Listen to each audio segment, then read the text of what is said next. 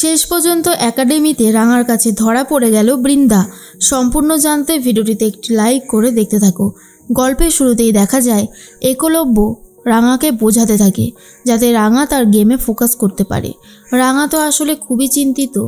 পার্টিতে এরকমভাবে কে একলব্যর গায়ে পেট্রোল ফেললো এটা নিয়েই ভাবনা চিন্তা করতে থাকে।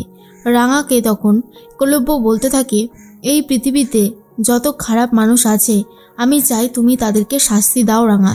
আমি জানি আমি তোমাকে সাপোর্ট করতাম না বলেই তুমি আমার কাছ থেকে অনেক কিছু লুকিয়ে যেতে সত্যজিৎ বাবুর সাথে তদন্ত করতে, কিন্তু আমি এখন নিজে থেকেই বলছি তুমি তদন্ত কাজে সাহায্য করো, আমি তোমাকে বাধা দেব না। তোমার যা ইচ্ছা তুমি করো, অপরাধীদের শাস্তি পাওয়াই উচিত।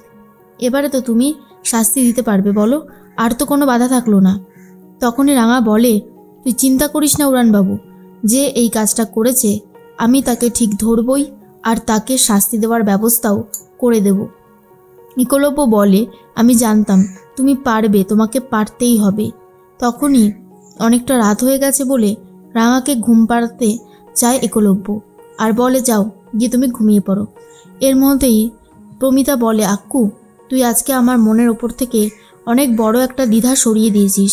মেয়েটা তোর আর আমার ভয়ের জন্যই তদন্ত কাজে যেতে পারতো না, কিন্তু এখন যদিও তদন্ত কাজে যায় তাতে আমার ভালোই লাগবে।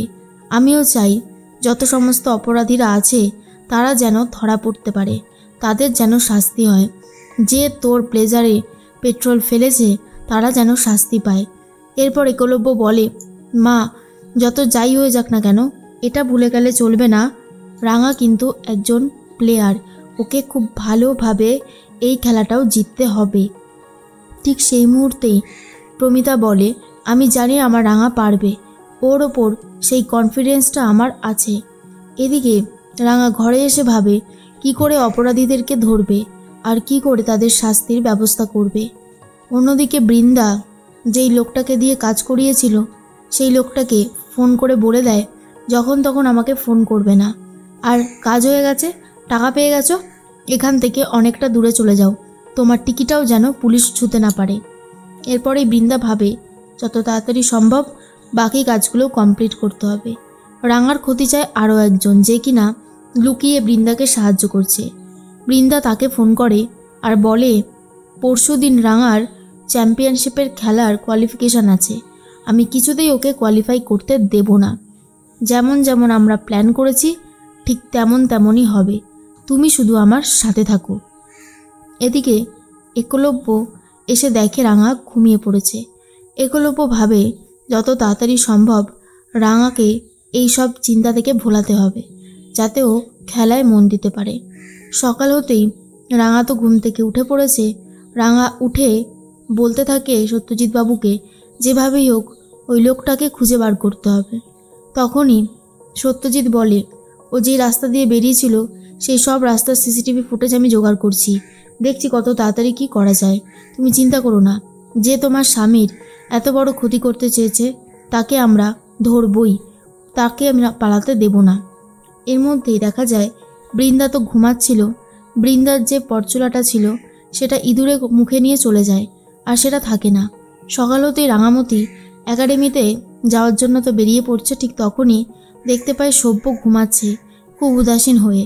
তখনই ভাবে একটা বুদ্ধি দিতে হবে আর বরদাদাবাবুকে একটা বুদ্ধি দিয়ে রাঙা বেরিয়ে যায় একাডেমিতে।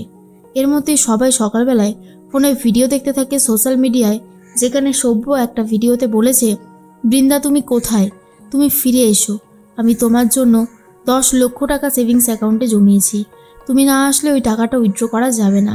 আমার এত কষ্টের টাকা আমি তোমার জন্য জমিয়েছিলাম, সেই টাকাটা যদি না ওঠে তাহলে কি করে হবে, কোথায় আছো তুমি বৃন্দা, ফিরে এসো।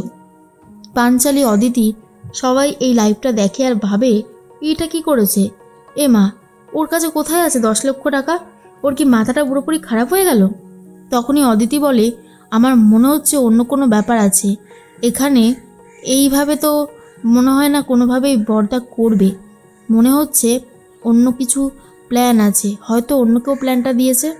একলব্য ওপর থেকে নিচে নেমে আসে আর বলে, আরে বরদা এটা কী করেছে, না না আমি তো কিছুতেই বুঝতে পারলাম না যে এটা কেসটা ঠিক কী হয়েছে। তখনই প্রমিতা বলে, কেন কি হয়েছে। এরপর প্রমিতাও লাইভটা দেখে আর বলে, সভ্য এতগুলো টাকা জমিয়েছে নাকি পুরোটা একটা প্ল্যান।